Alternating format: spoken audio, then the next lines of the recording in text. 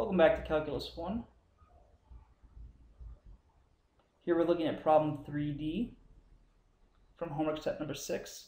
The solution to this problem is the slope is equal to a plus x. So here we have to find the slope between these 2 points. We're also told that x cannot be equal to a. If x was equal to a, then these 2 points would be exactly the same point. They wouldn't be distinct, and we couldn't find the slope. Now watch, another thing is if x is equal to a, then our denominator will be 0. So there's kind of 2 big indicators there that tell you that, hey look, x can't be equal to a. So to find the slope, it's fairly quick. We find our change in our y over our change in our x. Our change in our y is a squared plus 3 minus x squared plus 3 all over a minus x.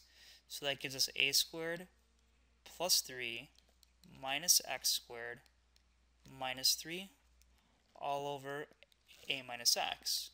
If we continue this, which you should, you'll notice that these guys cancel out. So whenever you can do simplification, you follow it through. So this is going to be a squared minus x squared over a minus x.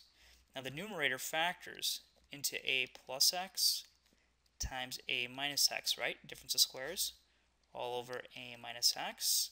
And now we can cancel these guys out too, and we're left with just a plus x. Again, if a is equal to x, you divide it by 0. So then this guy right here,